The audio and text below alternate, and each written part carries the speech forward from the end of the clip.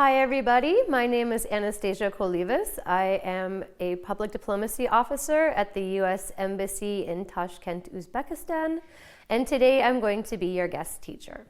Let's go ahead and take a look at the lesson we're going to do today. We're doing Unit 6 on International Relations, Lesson 2B about hobbies. Let's take a look. And here are the contents for today's lesson. We're going to find the antonyms of the following words and phrases. Antonym means the opposite of something. Then we'll take a look at the text and we will read Anna's story.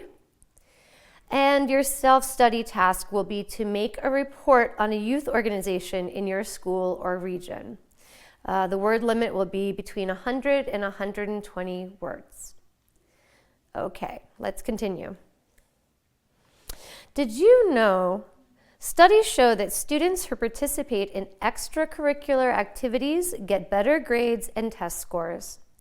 They learn to manage their time, relieve stress, and learn to strive for excellence in more than one thing. Okay, and now let's take a look at Activity 2. You're going to find the antonyms of the following words and phrases. And remember, antonym is a word that means the opposite. So what we're going to do is look at the words on the left. We have the positive words, interesting, useful, improving, showing, and friendly. And then we're going to find the antonyms, which are the negative words, the opposite of the words that I just read. Okay? Let's take a second and think about it and see if you can come up with the proper answers.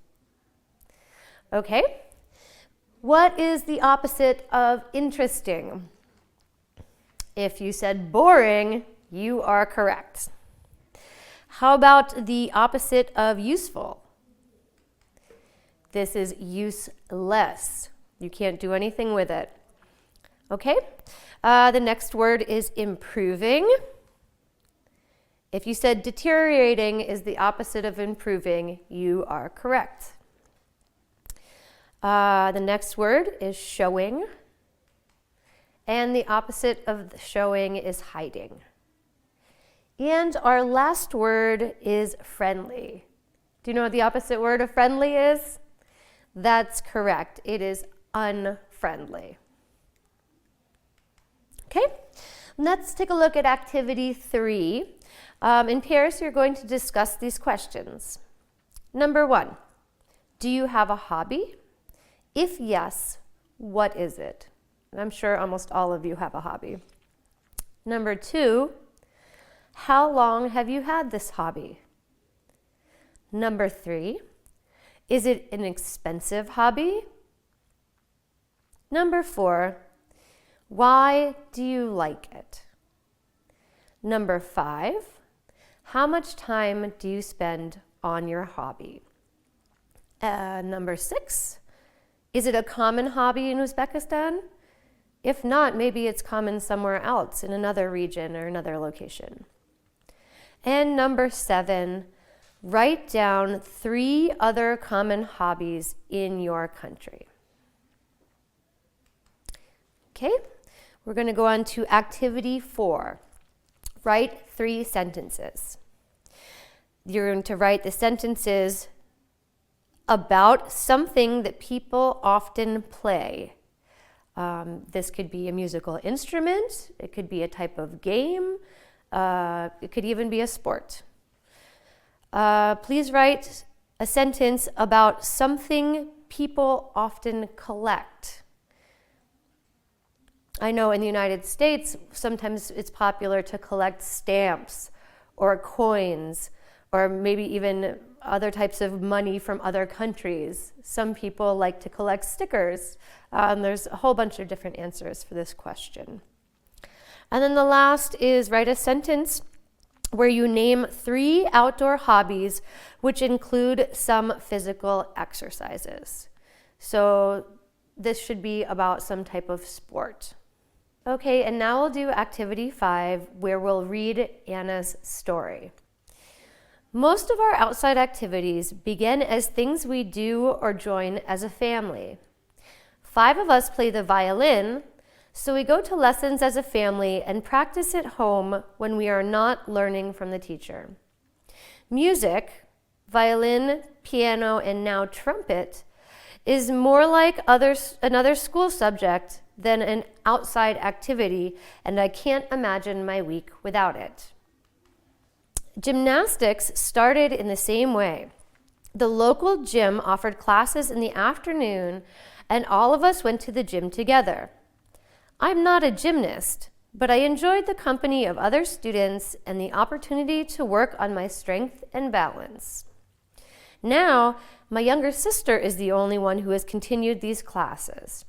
She's less social than I am and likes to see how far she can push herself in gymnastics. I like team sports better. Okay, let's look at activity 6. What differences are there between Anna's and her sister's interests? Read the girls' mottos. Whose motto did you like most and why? So if you think back to what we just read and then combined with these mottos below, let's think about which one is your favorite one. Here's Anna's motto: never stop learning because life never stops teaching. And Anna's sister's motto: don't miss a day of exercise to achieve your target. So please think about which one of those sounds best to you and then tell us why. Let's look at activity 8. We're going to fill in the gaps with the correct word. The words we're going to choose from are subheading, information, recommend, and aim. Okay, let's go to number 1. You might be asked to write a report when a person in authority needs more, correct, information. Number 2, in the first line of the introduction, you should say what the aim of the report is, which means the goal. Let's move on to number 3. A report should be divided into paragraphs, each with a clear subheading on the left. And number 4, at the end of the report, you will probably be asked to recommend what should be done. So in other words, you write introduction, you outline some of the issues, and then at the end, you provide a recommendation or your opinion what the solution to the issue should be. Okay? And now we're going to talk about our task for self-study. You're going to write a report on the youth organization in your school or region. As I mentioned earlier, the report should be between 100 and 120 words. Okay, and that's it for today's lesson. I hope you enjoyed it. I'll see you again next time. Bye. Assalomu alaykum aziz o'quvchilar. Bugungi darsimizning mavzusi masalalar yechish. Kitob daftaringizni olib, daftariga mavzuni yozib oling. O'tgan darslarimizda siz bilan garmonik tebranishlar, ularni ifodalovchi tenglamalar, garmonik tebranishlarni ifodalovchi asosiy kattaliklar, tebranish davri, tebranishlar chastotasini o'rgangan edik. Ana shu mavzularni mustahkamlash uchun bir nechta misollar va masalalar ishlab ko'raylik. Garmonik tebranishlar sinus yoki kosinus qonuniga bo'ysunuvchi tebranishlardir. Agarda harakat tenglamalari sinus yoki kosinus qonuni bo'yicha ifodalansa, bunday tebranishlar garmonik tebranishlar deb ataladi. Garmonik tebranishlar so'nmas tebranishlardir. Ushbu formulalarda garmonik tebranishlar tenglamalari keltirilgandir. X koordinata, ya'ni istalgan t vaqtdan keyingi koordinatasini topish uchun ushbu formuladan foydalaniladi. Ya'ni x barobar a sinus argumentida omega 0 t qo'shilgan phi 0. Bu yerda a amplituda qiymati, ya'ni siljishning eng maksimal qiymatidir. Sinusning argumentida turgan omega 0 siklik chastota, phi 0 esa boshlang'ich faza deb ataladi. Siklik chastota va chastota orasidagi bog'lanish formulasi omega barobar 2pi nyuga tengdir. Tebranish davri esa chastota bilan teskari bog'langan, ya'ni T barobar 1 taqsim nyuga teng. Bu formuladan tebranishlardagi tezlanishni hisoblab topish mumkin. Ya'ni tebranayotgan jismning istalgan T vaqtdagi tezligini topish uchun V barobar A omega 0 kosinus argumentida omega 0 T qo'shilgan phi 0 formuladan foydalaniladi. Tezlik formulasidan esa tezlanishni hosil qilamiz. A barobar minus A omega 0 kvadrat sinus argumentida omega 0 qo'shilgan phi 0 ga teng bo'lar ekan. Garmonik tebranishlar prujinali va matematik mayatniklarda hosil qilinadi. Prujinali mayatnik uchun siklik chastota formulasi omega 0 barobar ildiz ostida K taqsim M ga teng. K bu prujinaning biqirligi, M esa prujinaga osilgan yukning massasidir. Bu formuladan tebranish davrini keltirib chiqargan edik. T barobar 2pi ildiz ostida M taqsim K ga teng bo'ladi. Prujinali mayatnikda energiya bir turdan ikkinchi turga aylanadi. Ya'ni maksimal potensial energiya va kinetik energiyalar doimo harakat, ya'ni tebranma harakat davomida biri ikkinchisiga aylanadi. To'liq energiya esa kinetik va potensial energiyalar yig'indisiga tengdir. Agarda amplituda, ya'ni siljishning eng katta qiymati A deb olinsa, u holda to'liq energiya K ko'paytirilgan A kvadrat taqsim 2 ga teng bo'ladi. Matematik mayatnikda siklik chastota teng bo'ladi ildiz ostida J taqsim L ga. J erkin tushish tezlanishi, L esa mayatnik ipining uzunligidir. Bu yerdan tebranish davri mayatnik uchun T barobar 2pi ildiz ostida L taqsim J ga teng bo'lar ekan. To'lqinlar. Tebranma harakatning fazoda tarqalishi to'lqin hodisa deb ataladi. Masalan, suvning yuzida tarqalayotgan to'lqinlar, arqonda hosil bo'lgan to'lqinlar yoki tovush to'lqinlari, bular fazoda tarqaluvchi tebranma harakatlardir. Fazoda tarqalayotgan tebranma harakatlar bir davr davomida tebranma harakat ma'lum bir uzunlikka tarqaladi, ya'ni ma'lum bir yo'lni bosib o'tadi. Tebranishning bir davri davomida bosib o'tilgan yo'l esa to'lqin uzunligi deb ataladi va u grekcha lambda harfi bilan belgilanadi. Lambda barobar V ko'paytirilgan T ga teng. Bu yerda lambda to'lqin uzunligi deyilsa, katta T bilan tebranish davri, V esa to'lqinning tarqalish tezligini ifodalaydi. Chastota esa tebranish davri bilan teskari bog'langan, nu barobar 1 taqsim T ga teng.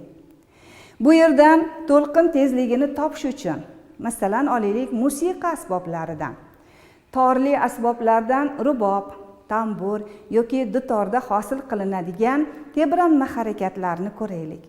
Ularning torlari shunday tarang tortilganki, buning natijasida taranglik kuchlari hosil bo'lar ekan. Tor bo'ylab tarqalayotgan tebranma harakatlar tezligi topish uchun V barobar ildiz ostida T taqsim Rho ga teng bo'ladi. Rho esa chiziqli zichlik deb ataladi. Rho ni topish uchun massani L ga bo'linadi. Keling siz bilan mana shu formulalar qatnashgan bir nechta masalalar ishlab ko'raylik. Birinchi masala, mayatnik 1 minutda 120 marta tebrandi. Tebranishlar chastotasini toping gerslarda. Berilgan T barobar 1 minut. Minutni sekundga aylantiramiz, bu 60 sekundga teng. Yana N tebranishlar soni 120 ga teng ekan. Topish kerak bo'ladi nu chastotani. Formulasi chastota formulasidan foydalaniladi, ya'ni chastotani topish uchun tebranishlar sonini shu tebranishlar sodir bo'lishi uchun ketgan vaqtga bo'linadi. Yechish nu barobar 120 bo'linadi 60 sekundga. 1 taqsim sekund bu gersga teng. 120 ni 60 ga bo'lsak, U holda 2 chiqadi. Demak, javob yozib qo'yamiz. Chastota teng bo'ladi 2 gersga. Keyingi masalamiz. Lift 6 metr taqsim sekund kvadrat tezlanish bilan pastga harakat qilmoqda. Liftga osilgan 1 metr uzunlikdagi mayatnikning, ya'ni matematik mayatnikning tebranish davrini toping. J barobar 10 metr taqsim sekund kvadrat deb oling. Ma'lumki, agarda jism tezlanish bilan pastga harakat qilayotgan bo'lsa, u holda uning og'irligi kamayadi. Berilgan A barobar 6 metr taqsim sekund kvadrat, L barobar 1 metr, J barobar 10 metr taqsim sekund kvadratga teng. Topish kerak bo'ladi tebranish davri T ni.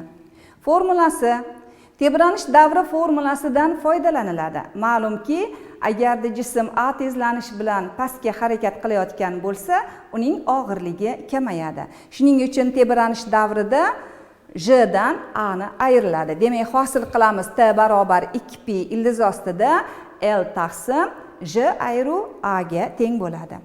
Yechish T barobar 2 ko'paytirilgan 3,14 ko'paytiriladi ildiz ostida 1 metr taqsim 10 metr taqsim sekund kvadratdan ayiramiz 6 metr taqsim sekund kvadratni. 10 dan 6 ni ayirsak 4 qoladi. Metrlar qisqaradi. Sekund kvadrat suratiga chiqadi va ildiz ostidan sekund chiqadi. 1 taqsim 4 dan ildiz ostidan 1 taqsim 2 chiqadi. Suratidagi 2 bilan qisqarsa, u holatda tebranish davri 3,14 sekundga teng bo'ldi. Javobni yozib qo'ying. Javob T barobar 3,14 sekund. Keyingi masala. Suv yuzida tarqalayotgan to'lqin tufayli po'kak 5 sekundda 10 marta tebrandi. Agar to'lqinning ikkita qo'shni do'ngligi orasidagi masofa 1 metr bo'lsa, uning tarqalish tezligi qanday? Metr taqsim sekundda topish kerak. Berilgan T barobar 5 sekund, N barobar 10 ga teng. Lambda 1 metrga teng. Topish kerak bo'ladi to'lqinning tarqalish tezligi V ni. Formulasi to'lqin uzunligi formulasidan foydalaniladi. Lambda barobar V ko'paytirilgan T ga. Bundan V ni topadigan bo'lsak, V barobar lambda taqsim T ga teng bo'ldi. T barobar kichkina t taqsim N ga teng. Ya'ni N ta tebranish uchun ketgan vaqt tebranishlar soniga bo'linadi. Yuqoridagi formulaga qo'ysak, V barobar lambda N taqsim T formulaga ega bo'ldik. Yechish V barobar kasr chizig'i suratida 1 metr ko'paytiriladi 10 ga. Chiqqan natija esa 5 sekundga bo'linadi. Bu 2 metr taqsim sekundga teng bo'ldi. Javob yozamiz. To'lqinning tarqalish tezligi 2 metr taqsim sekundga teng. Keyingi masalamiz. Kuzatuvchi sirena tovushini tovush chiqqandan 5 sekund o'tgach eshitdi. Agar sirena tovushining chastotasi 2 kHz ga teng bo'lsa, to'lqin uzunligi 15 sm bo'lgan, u kuzatuvchidan qanday masofada bo'lgan? Masofani metrlarda hisoblang. Berilgan T barobar 5 sekundga teng.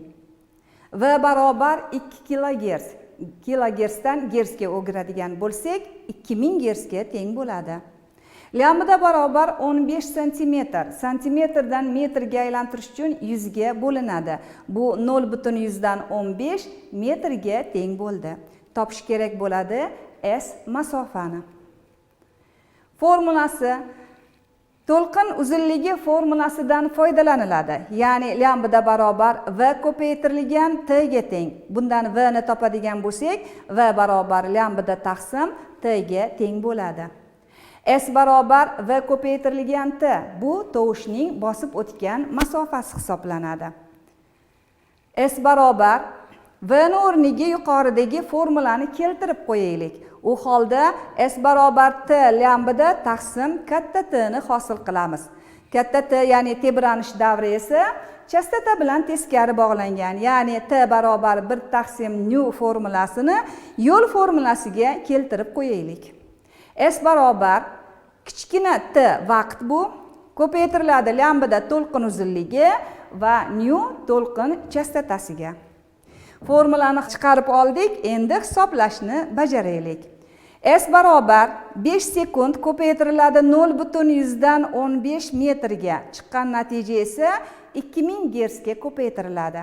Bu 1500 metrga teng bo'ldi. Demak, sirena tovushi 1500 metr masofadan kelgan. S barobar 1500 metr. Aziz o'quvchilar, sizlar bilan mana o'tgan darslarimizni takrorlab oldik va o'rganilgan qonun va formulalarga doir bir nechta masalalar ishlab ko'rdik. Ana endi shu masalalar yechimidan foydalangan holda mustaqil bajarish uchun beriladigan topshiriqlarni bajarib ko'ring. Birinchi topshiriq. Elastik muhitda tarqalayotgan to'lqin muhit zarralari 35 marta tebranigunicha 70 metr masofani o'tsa, to'lqin uzunligi necha metrga teng bo'ladi? Ikkinchi masala. Qayiq 1,5 metr taqsim sekund tezlik bilan tarqalayotgan to'lqin ustida tebranmoqda. To'lqinning bir-biriga eng yaqin ikkita do'ngligi orasidagi masofa 9 metrga teng. Qayiqning tebranishlar davrini sekundlarda hisoblang. Uchinchi topshiriq. Ip bo'ylab chastotasi 4 Hz bo'lgan tebranishlar 8 metr taqsim sekund tezlik bilan tarqalmoqda. To'lqin uzunligi qanday bo'ladi?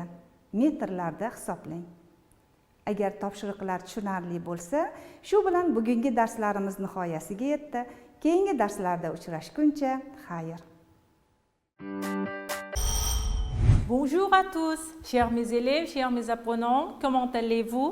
J'espère que vous avez fait tous les devoirs à la maison et vous êtes prêts pour continuer les leçons de française. Bravo! Et voilà, c'est le thème d'aujourd'hui. C'est le palmarès des métiers qui recruteront en 2015. Tout d'abord, nous allons travailler d'après la grammaire expression du futur. On utilise le futur proche pour situer une action dans un avenir assez proche ou quand on est sûr de la réalisation de l'action. Formation, aller plus infinitif. L'arrivée de la génération du baby boom va modifier, faites attention, va modifier le marché du travail dans les prochaines années. On utilise le futur simple pour exprimer une prévision, faire des projets. 5 secteurs concerneront essentiel et création d'emplois à l'horizon 2015. Sa formation, infinitif plus les terminaisons AI, AS, A, ONS, OZ, ONT. Les indicateurs du futur, demain, la semaine ou bien l'année prochaine. Dans les prochaines années, dans 10 ans ou bien au moment de ou bien d'infinitif en plus année d'ici à année à l'horizon plus année.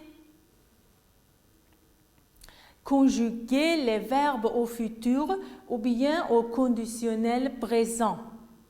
À la prochaine rentrée universitaire, il faut conjuguer le verbe avoir. Qu'en pensez-vous, chers mes apprenants? Voilà sa solution. À la prochaine rentrée universitaire, il y aura 1 576 000 inscrits à l'université. Deuxième, selon toute hypothèse, dans les prochaines années, les frais d'inscription, il faut conjuguer ici le verbe devoir, augmenter en moyenne de 1,600% et le pourcentage d'étudiants étrangers et encore, il faut conjuguer le verbe augmenter. Voilà la solution. Île-de-France accueillera le plus grand nombre d'inscrits.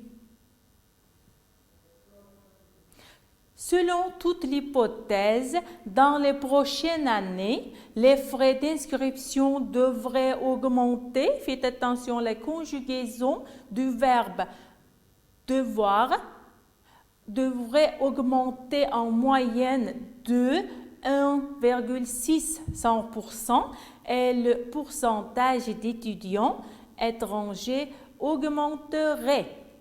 Le verbe augmenter se conjugue comme ça, augmenterait. Écrivez les phrases en conjuguant les verbes au futur simple. Première, je envoyais les belles roses à ma chère maman. Deuxième, le garçon courir à toute vitesse chez lui. Troisième, ne pas pouvoir, avertir faute de téléphone. Et quatrième phrase, elle pouvoir t'expliquer cette situation. Troisième activité, finissez les phrases en employant les verbes au futur simple. Je ne peux pas aller avec toi. Deuxième, ne faites pas de bruit. Troisième, travaillez ferme. Quatrième, il s'est bien préparé à l'examen. Donc, et voilà leur solution. Je envoyais, il faut conjuguer les verbes envoyer. D'accord? J'enverrai de belles roses à ma chère maman. Deuxième, le verbe courir au futur simple. Voilà, courira. Le garçon courira à toute vitesse chez lui. Troisième, il ne pas pouvoir. Voilà sa solution. Il ne pourra pas avertir faute de téléphone. Quatrième, le verbe pouvoir au futur simple, pourra. Elle pourra t'expliquer cette situation. Et maintenant, nous allons travailler avec vous l'activité numéro 3. Il faut finir les phrases en employant les verbes au futur simple. Je ne peux pas aller avec toi. J'irai chez ma mamie. Deuxième, ne faites pas de bruit. Notre maman aura mal à la tête. Troisième, travaillez ferme. Et vous obtiendrez le meilleur résultat. Quatrième, il s'est bien préparé à l'examen. Il pourra réussir. Faites attention, s'il vous plaît, les solutions et les continuations de cette activité, de ces phrases. Lisez la chironique, quel est le thème abordé. Franck, Info Campus en partenariat avec l'étudiant.fr. Bonsoir Sandrine Chesnel. Sandrine Chesnel, bonsoir Franck. Alors, combien d'étudiants dans 10 ans? Vaste question. C'est celle que s'est posée le ministère de l'Enseignement supérieur, Sandrine Chesnel. Et la réponse, à l'horizon 2022, la France devrait compter 2,6 millions d'étudiants contre 2,4 aujourd'hui. Une progression des effectifs inégale suivant les filières. Les classes préparatoires aux grandes écoles devraient connaître la plus forte hausse, plus 10% tout de même. Les universités devraient aussi voir les effectifs progresser plus de 900%. Des chiffres positifs, mais qui peuvent aussi inquiéter parce que les finances de beaucoup d'universités sont déjà dans le rouge. Et donc, on peut se demander dans quelles conditions elles pourront accueillir 100 000 étudiants supplémentaires dans 10 ans. Dites si ces informations sont vraies ou bien fausses. Premier, la France devrait compter 2,6 millions d'étudiants à l'horizon 2022. Qu'en pensez-vous? Et deuxième, le nombre d'étudiants à l'université devrait augmenter de 100%. Par manque d'argent, les universités s'inquiètent de l'augmentation du nombre d'étudiants. Et maintenant, nous avons encore une activité. Il faut observer ces phrases et exprimer-t-elles associées. À l'horizon 2022, la France devrait compter 2,6 millions d'étudiants contre 2,4 d'aujourd'hui.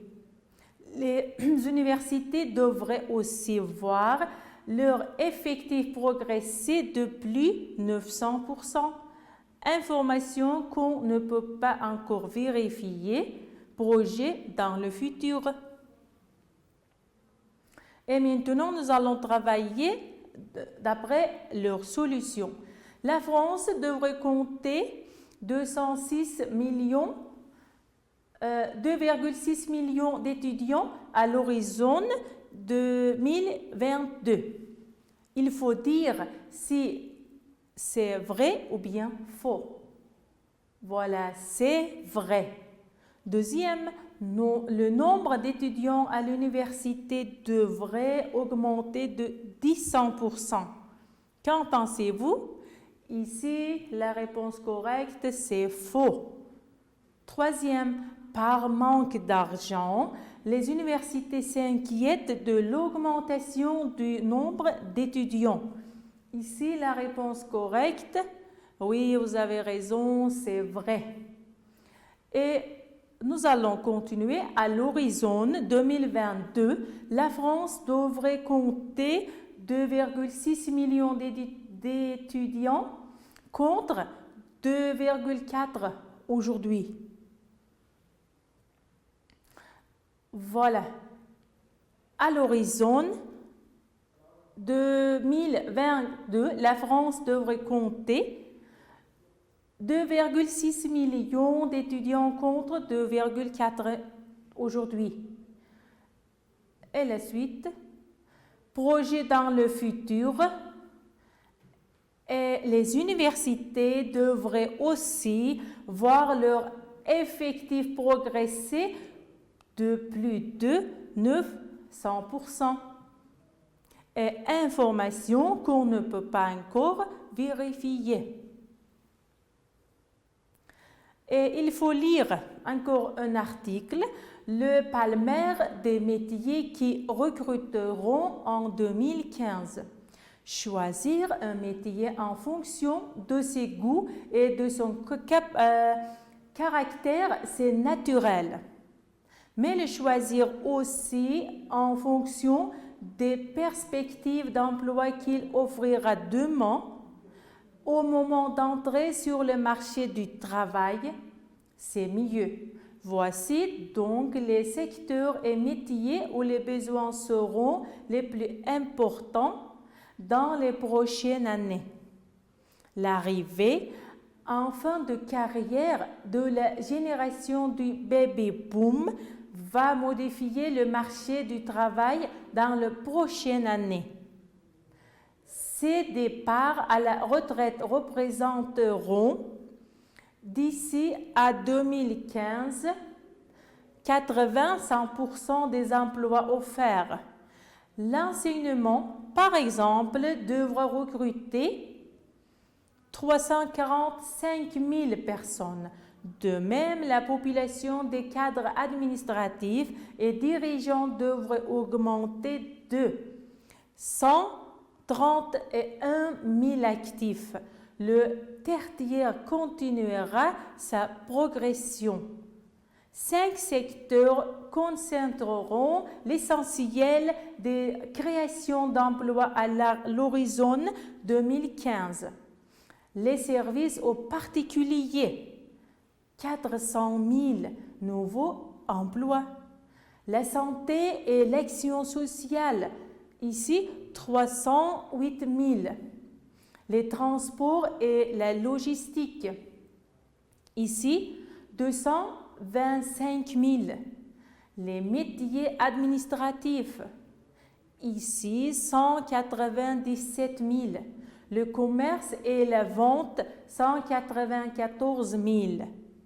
Cette progression des métiers de service s'accompagnera d'une féminisation des professions. Ce sont l'enseignement, la formation et les communications qui offriront les plus belles opportunités d'emploi aux femmes. D'accord, le palmarès des métiers qui recruteront en 2015. Sur la page 107, nous avons quelques activités. Premier, vocabulaire. Le palmarès, recruter, concentrer, la féminisation et l'opportunité. Deuxième activité, quelques questions nous avons. Quel est le sujet de l'article? Nommez les métiers cités. Troisième, lisez les affirmations et relevez dans l'article, ce qui permet de les justifier. Quatrième, complétez les prévisions avec les expressions de temps utilisées dans l'article. D'accord? Tout d'abord, le vocabulaire. Ce sont le palmarès, recruter, en fonction de, modifier, s'accompagner, concentrer, l'opportunité. Chers mes élèves, chers mes apprenants, tâchez de trouver leur sens et écrivez sur vos cahiers de vocabulaire. Et nous allons trouver la réponse des questions. Quel est le sujet de l'article? Le sujet de l'article est les métiers dont on aura besoin dans la prochaine année. Nommez les métiers cités.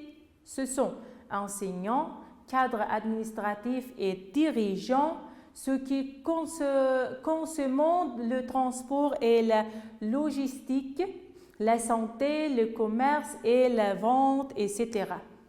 Quels sont les secteurs et métiers où les besoins seront les plus importants dans les prochaines années? Ce sont l'enseignement, l'administration et le service.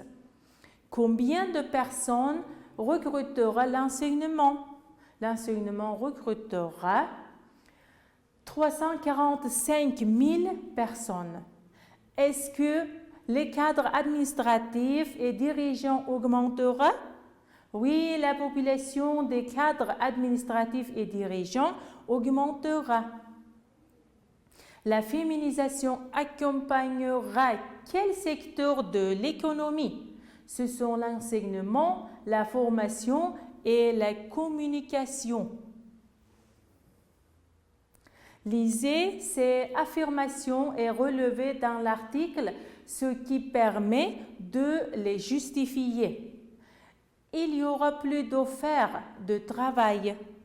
L'arrivée de la génération de baby-boom va modifier le marché du travail dans les prochaines années. L'éducation nationale offrira de nombreux postes de professeurs.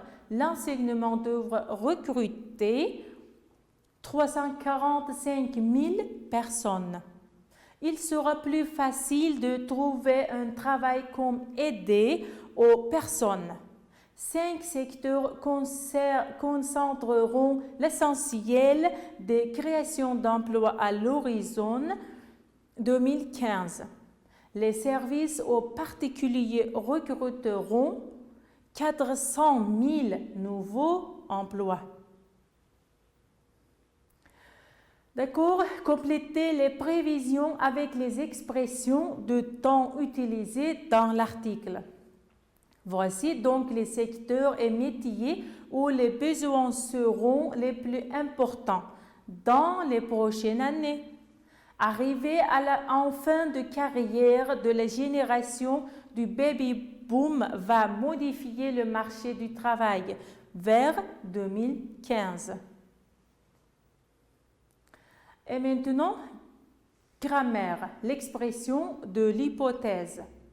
On utilise si plus imparfait plus conditionnel présent pour exprimer une hypothèse difficilement réalisable, imaginaire ou contraire à la réalité.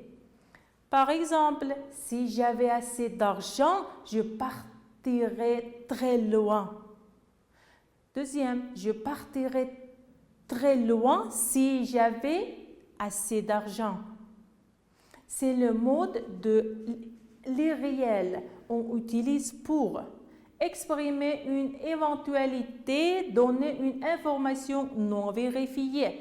Par exemple, à l'horizon 2022, la France devrait compter millions d'étudiants. Deuxième, exprimer une hypothèse, formuler une demande polie. Formation radicale du futur plus les terminaisons de l'imparfait. Elle devra, elle devrait. Et voilà une activité, il faut conjuguer le verbe. Si, je, ici, il faut conjuguer le verbe avoir. Assez l'argent, je, le verbe partir en Australie pour y vivre quelques années. Le verbe acheter une maison près de Sydney. Si le verbe pouvoir et avoir un grand jardin. Et nous avons quelques phrases, il faut conjuguer les verbes.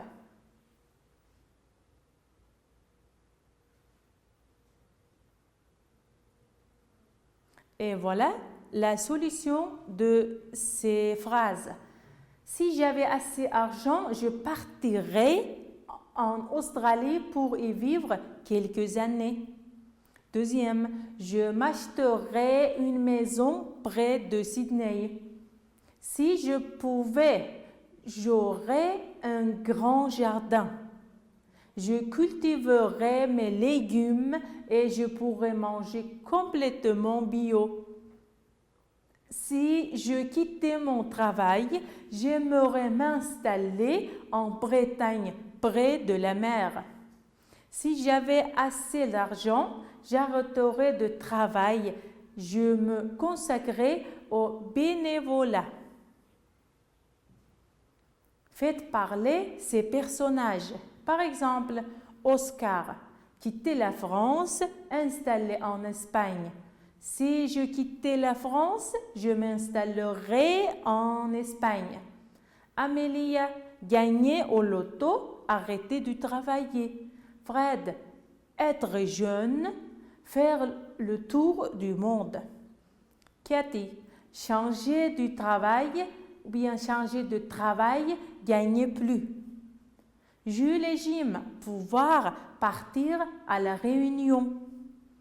Roman, avoir du temps libre, aider, c'est sans-abri. Faites parler ces personnages. Exemple, Oscar, quitter la France et installer en Espagne. Si je quittais la France, je m'installerais en Espagne. Amélia, si je gagnais au loto, j'arrêterais de travailler. Fred, si j'étais jeune, je ferais le tour du monde. Si je changeais du travail, je gagnerais plus. Si nous pouvons, nous partirons à la réunion. Si j'avais du temps libre, j'aiderais les sans-abri. Et voilà, le devoir à la maison, il faut lire le texte, le palmarès des métiers qui recruteront 2015 et il faut faire des tests d'après ce texte. Chers mes apprenants, chers mes élèves, voilà, la leçon d'aujourd'hui touche à sa fin. Merci pour votre attention. Au revoir.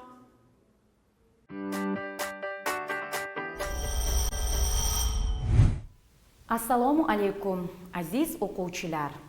Bugun siz bilan 10-sinf adabiyot darsimizda jadidchilik namoyandalarining eng taniqlisi Abdulla Qodiriy xususida suhbatlashamiz. Yangi bilimlar hosil qilamiz. Yodingizdami? O'tgan darslarimizda siz bilan birinchi o'zbek dramaturgi Mahmudxo'ja Behbudiy xususida suhbatlashgan edik. Buni qarangki, bugun siz bilan birinchi o'zbek milliy mukammal romanchiligining muallifi Abdulla Qodiriy xususida suhbatlashamiz. Abdulla Qodiriy 1894-yili 10-aprelda Toshkentda bog'bon oilasida tug'ilgan. Dastlab musulmon maktabida, so'ngra rus tuzem maktabi hamda Abul Qosim Shayx madrasasida ta'lim olgan. Moskvadagi adabiyot kursida o'qigan. Guvohi bo'lganimizdek, Abdulla Qodiriy jadidchilar bo'ng urgan diniy va dunyoviy ilmlarning egasi bo'lgan ekan.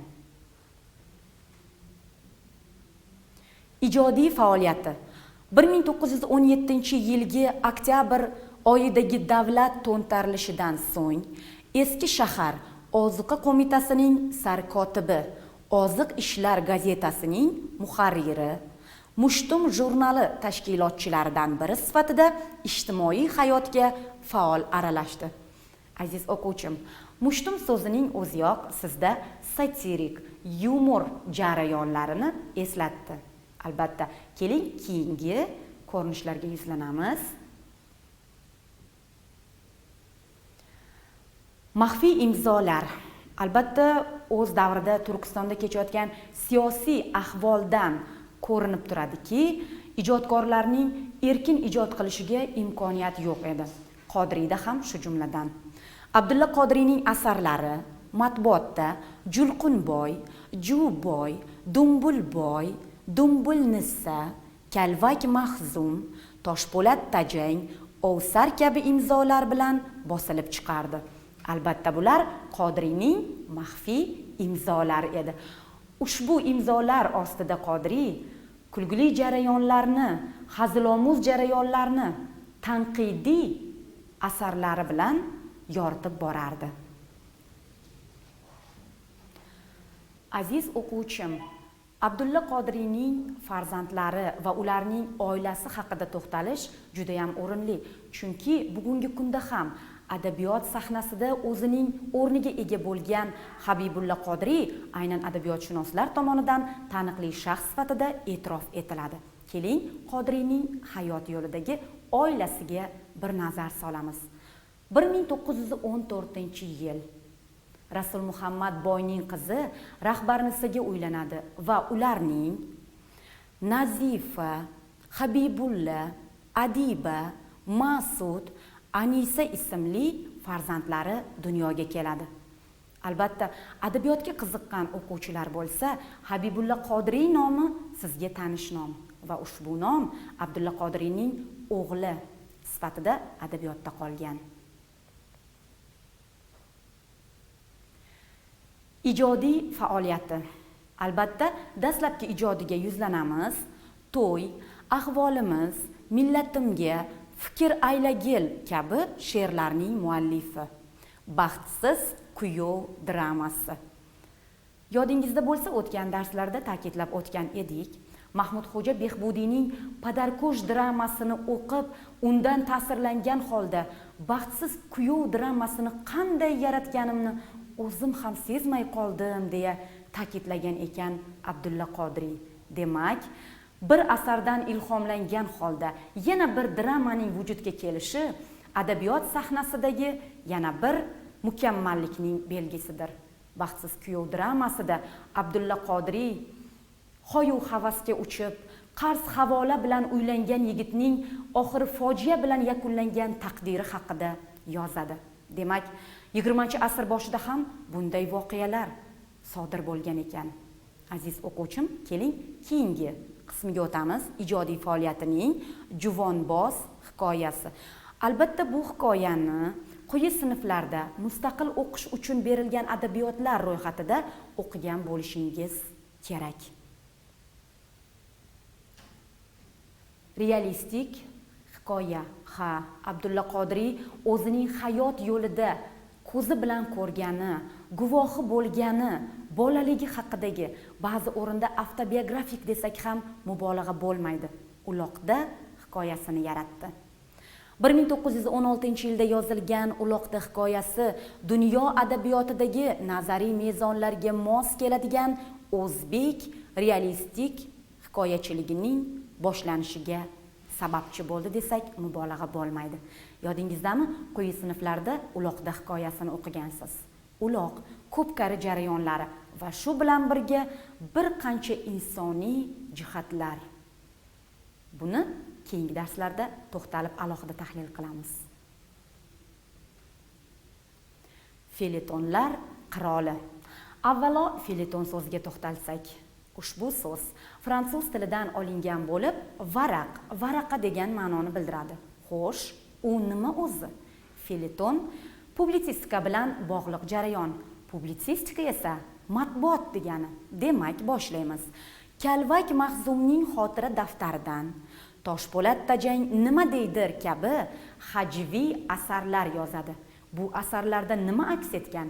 Ijtimoiy hayotning chirkin holatlari, siyosiy, madaniy, ma'naviy hayotda Turkiston xalqining qoloqliklarini satira va yumor bilan qorishtirgan holda matbuotda asarlar yaratdi va ushbu asarlar xalq orasida mashhur bo'ldi. Natijada Qodiriy feletonlar qiroli nomini oldi. O'tgan kunlar. Birinchi o'zbek romani. Adabiyotni yaxshi o'qiydigan va unga mukkasidan ketib, badiiy asarlarni mukammal o'qib boradigan o'quvchilarimizda savol tug'ilishi tabiiy. Sadriddin Ayniyda biz Qullar romanini o'rganganmiz-ku? Albatta mustaqil o'qish uchun. Ha, Qodiriydan avval ham romanlar yaratilgan, ammo ijtimoiy, siyosiy, iqtisodiy, insoniy, shu bilan bir qatorda hayotiy jihatlarni mukammal tarzda aks ettirgan birinchi o'zbek romani sifatida tan olingan mukammal roman bu O'tgan kunlar romani.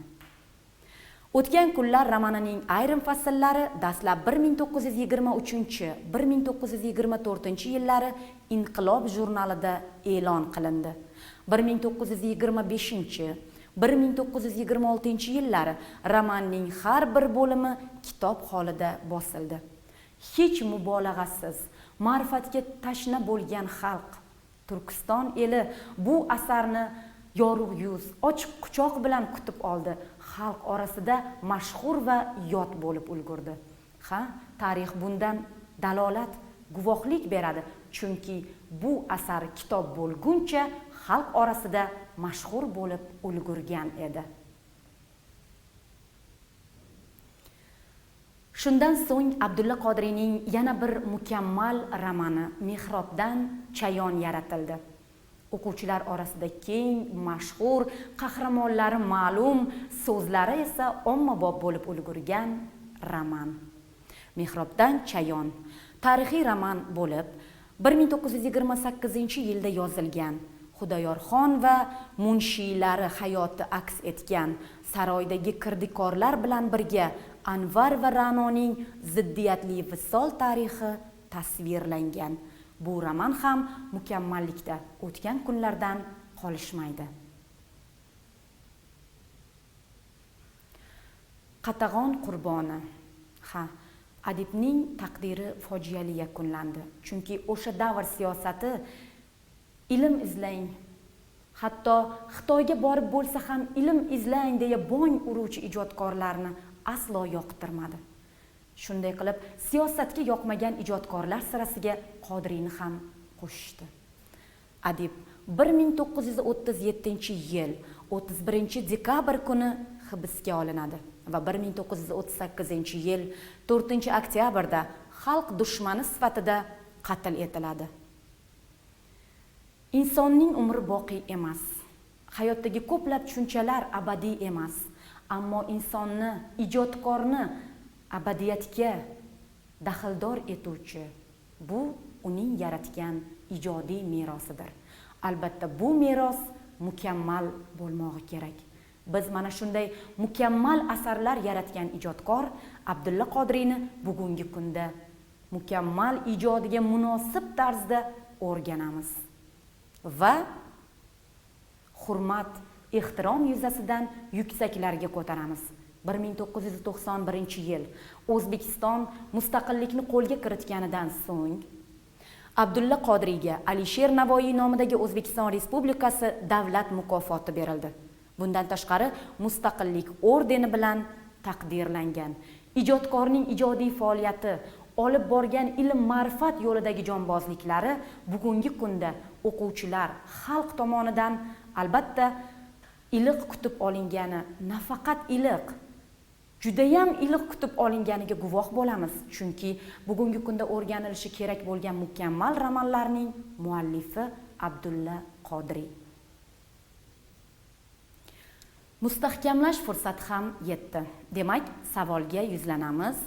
Abdulla Qodiriyning matbuotdagi maxfiy imzolari haqida nimalarni bilasiz?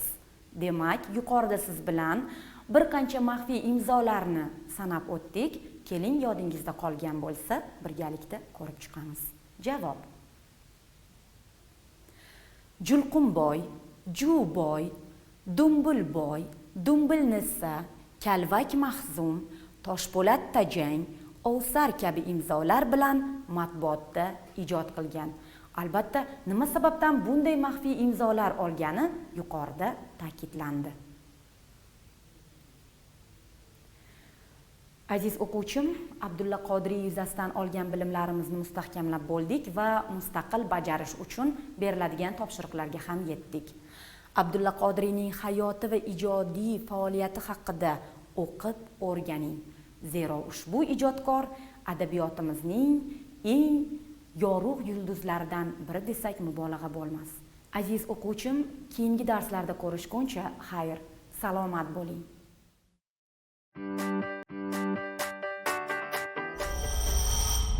Assalomu alaykum aziz o'quvchilar. Bugun biz siz bilan 10-sinf biologiya darslarini davom ettiramiz.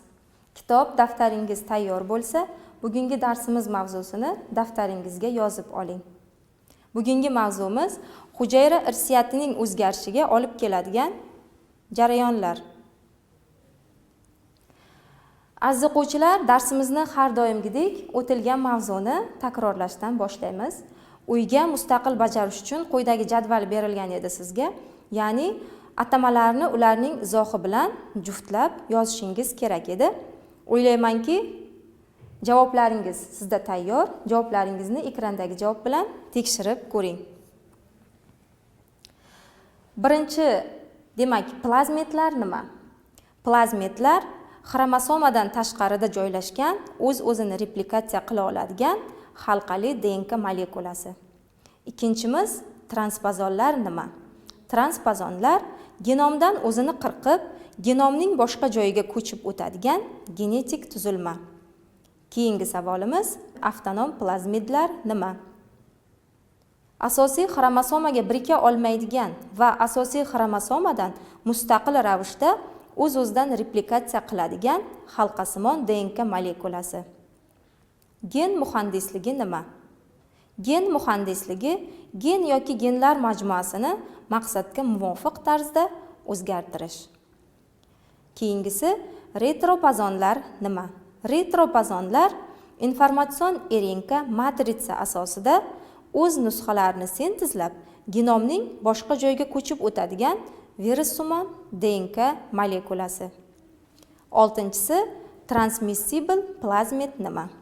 Transmissible plasmid hujayra xromosomalar tarkibida rekombinatsiyalana oladigan plazmidadir. 7-si elektroforez molekulalarning elektr maydonida joylashtirilgan maxsus gel ichida kattaligiga ko'ra ajratish usulidir. O'tilgan mavzu yuzasidan quyidagi biologik diktantni yozamiz. Birinchi savolimiz: evkaryotlarning irsiy axboroti xromosomalarda mujassam bo'lgan, xromosomalar o'z navbatida nimalardan tashkil topgan? Ikkinchi savolimiz: plazmidlar, ya'ni plazmidlar tarkibida necha dona gen borligini yozishingiz kerak. Uchinchisi: plazmidlar ikki toifaga, ya'ni plazmidlarning qanday toifalarini bilasiz. Ko'chib yuruvchi genetik elementlarni AQSh olimasi kim tomonidan kashf qilingan? Keyingi savolimiz: o'simlik genomining necha foizini transpozonlar, retrotransposonlar va retropozonlar tashkil qiladi? O'ylaymanki, biologik diktant javoblari sizda allaqachon tayyor. Javoblaringizni tekshirib ko'ring. Evkaryotlarning irsiy axboroti xromosomalarda mujassam bo'lgan, xromosomalar o'z navbatida DNK va gistolli oqsillardan iborat. Plazmidlar 3-10 dona genlardan tashkil topgan. Uchinchi savolimiz: plazmidlar ikki toifaga, ya'ni transmissible va avtonom plazmidlarga bo'linadi. Keyingi savolimiz: ko'chib yuruvchi genetik elementlarni AQSh olimasi Barbara McClinton tomonidan kashf qilingan. 5-savolimiz: o'simlik genomining 50%ni ko'chib yuruvchi elementlar, ya'ni transpozonlar, retrotransposonlar va retropozonlar tashkil qiladi. Javoblaringiz uchun rahmat. Bugungi darsimiz rejasini daftaringizga yozib oling.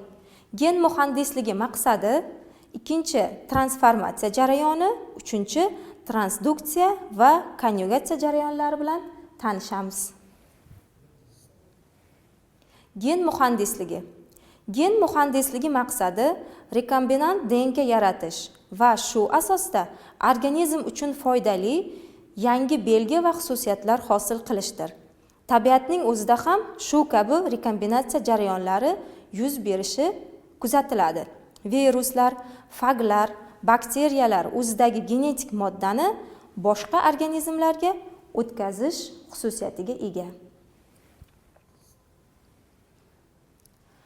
Rekombinantlar hosil bo'lishini bugun siz bilan 3 ta jarayonda ko'rib chiqamiz. Birinchisi transformatsiya jarayoni, ikkinchisi transduksiya, uchinchisi konjugatsiya jarayonlari bilan tanishib chiqamiz. Rekombinatsiya jarayoni. Amerika olimlari Joshua Lederberg va Tatum 1946-yilda bakteriyalarda jinsiy jarayonlar sodir bo'lishini aniqladilar. Bakteriyalarda jinsiy jarayonlar genetik material bilan almashinuv rekombinatsiya yo'li bilan amalga oshadi. Rekombinatsiya jarayoni.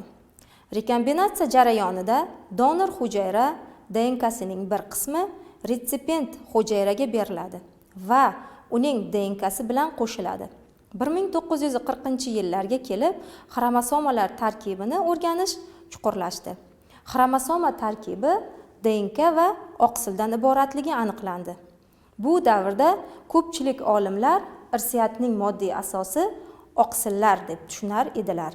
Keyinchalik irsiyatning asosi oqsil emas, ya'ni nuklein kislotalar bilan bog'liqligi isbotlandi. Organizm belgi va xususiyatlarning nasldan naslga o'tishida nuklein kislotalar muhim ahamiyatga ega ekanligini 1928-yili Angliya bakteriologi Friedrich Griffith, keyinchalik 1940-yilda amerikalik mikrobiolog genetik Oswald Avery bakteriyalar ustida olib borgan tajribalarda aniqladilar. DNKning genetik roli birinchi marotaba pnevmoniya, ya'ni zotiljam kasalligini qo'zg'atuvchisi yumaloq shakldagi bakteriyalar, pnevmokoklarda isbotlangan. Transformatsiya jarayoni. Ma'lum sharoitda bir organizm irsiy molekulasi har qanday bo'lagining ikkinchi organizm irsiy molekulasiga birikishi hodisasiga transformatsiya deb ataladi. Pnevmokoklardagi transformatsiya hodisasi 1928-yili Griffith tomonidan ixtiro qilingan. Griffith tajribasi pnevmokoklarning ikki xil S va R shtammlari ustida o'tkazilgan.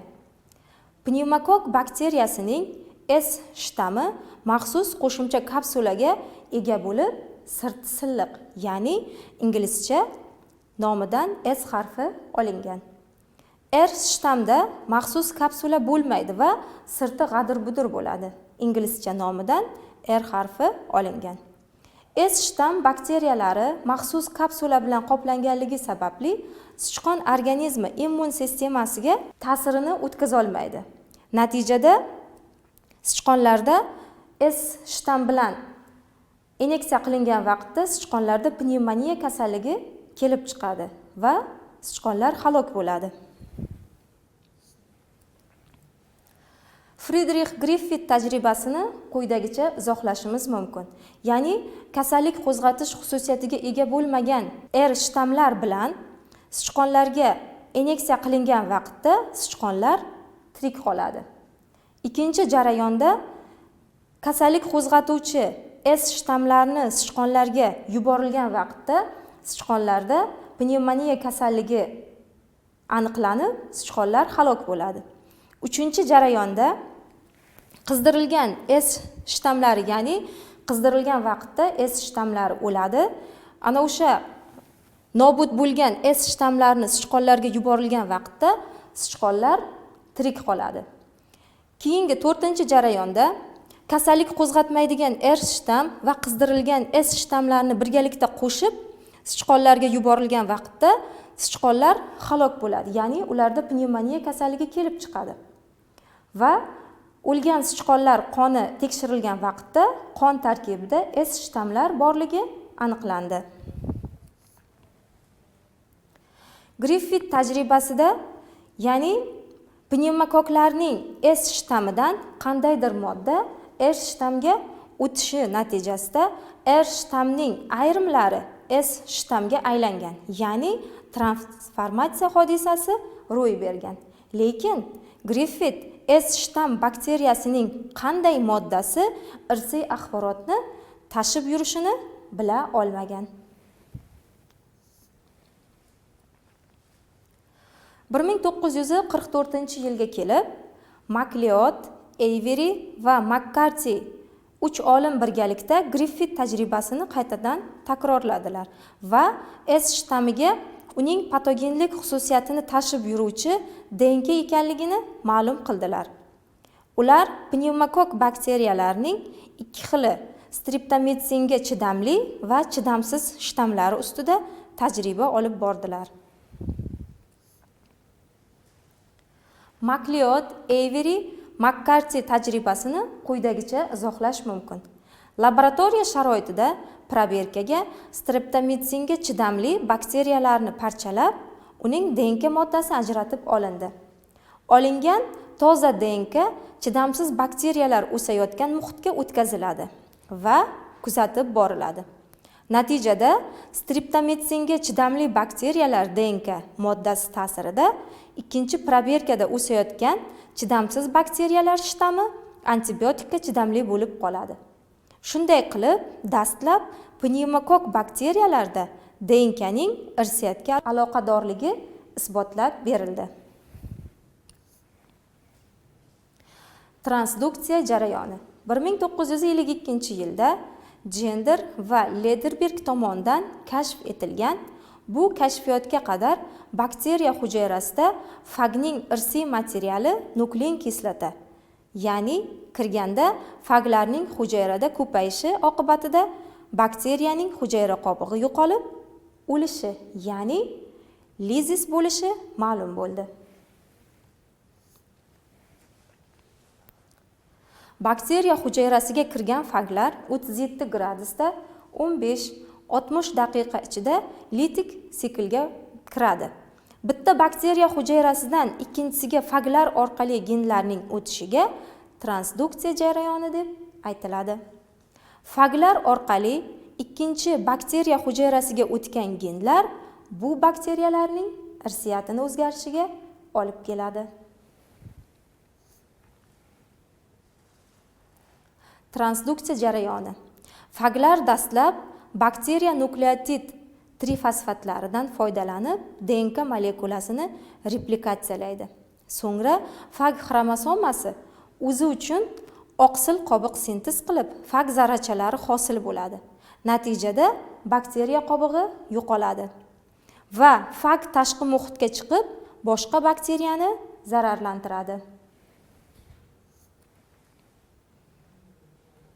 Ammo bakteriya hujayrasiga tushgan fag doimo ham shu hujayrani nobud qilavermaydi. Ba'zan fag xromosomasi bakteriya xromosomasiga rekombinatsiyalanadi. Bu jarayon fag DNK molekulasi nukleotidlarning maxsus ketma-ketligini topib, birikishi natijasida sodir bo'ladi va bakteriya profag holatiga o'tadi. Xromosomasida profag bo'lgan va erkin ko'paya oladigan bakteriyalarni lizogen bakteriyalar, jarayon esa lizogeniya deb ataladi. Fag nobud bo'lgan hujayradan sog'lom hujayraga o'tayotganda nobud bo'lgan bakteriya xromosomasining biror bo'lagini o'zi bilan birga olib o'tkazishi mumkin. Bitta bakteriyalar hujayrasidan ikkinchisiga faglar orqali genlarning o'tishiga transduksiya deyiladi. Faglar orqali ikkinchi bakteriya hujayrasiga o'tgan genlar bu bakteriyaning irsiyatini o'zgartiradi. Konjugatsiya jarayoni. Konjugatsiya, ya'ni lotinchada conjugatio, qo'shilish degan ma'noni bildiradi. Bakteriyalarda konjugatsiya jarayonini bir bakteriya hujayrasidagi genetik materialning ikkinchi bakteriyaga olib o'tkazish usuli bo'lib, bunda ikkita bakteriya ingichka ko'prikcha bilan bog'lanadi va shu ko'prikcha orqali bir hujayra donordan boshqasi retsipiyentga DNKning bir ipi o'tadi. Aziz o'quvchilar, bugungi yangi mavzu yuzasidan quyidagi savollarni o'qib eshittiraman. Birinchi savolimiz: transformatsiya jarayoni deb nimaga aytiladi? Javoblaringizni tekshirib ko'ring. Ma'lum sharoitda bir organizm irsiy molekulasining har qanday bo'lagining ikkinchi organizm irsiy molekulasi tarkibiga birikish hodisasiga transformatsiya deyiladi. Keyingi savolimiz: transduksiya deb nimaga aytiladi? Javoblaringizni tekshirib ko'ring. Bitta bakteriya hujayrasidan ikkinchisiga faglar orqali genlarning o'tishiga transduksiya jarayoni deb aytiladi. Keyingi savolimiz: konjugatsiya deb nimaga aytiladi? Javobingizni tekshirib ko'ring. Bir bakteriya hujayrasidagi genetik materialni ikkinchi bakteriyaga olib o'tkazish usuliga konjugatsiya jarayoni deb aytiladi. Keyingi savolimiz: DNKning genetik roli kasallik qo'zg'atuvchisi qaysi bakteriyalarda aniqlangan? Javoblaringizni tekshirib ko'ring. DNKning genetik roli zotiljam kasalligini qo'zg'atuvchisi pnevmokoklarda aniqlangan. Aziz o'quvchilar, bugungi o'tilgan mavzumiz yuzasidan mustaqil bajarish uchun topshiriqni daftaringizga yozib oling. Quyidagi jadvalda genetik injineriya usullari berilgan. transformatsiya, transduksiya, konyugatsiya jarayonlari, ya'ni har bir jarayonni kim tomonidan kashf qilinganligini jadval tarzda daftaringizga yozishingiz kerak bo'ladi.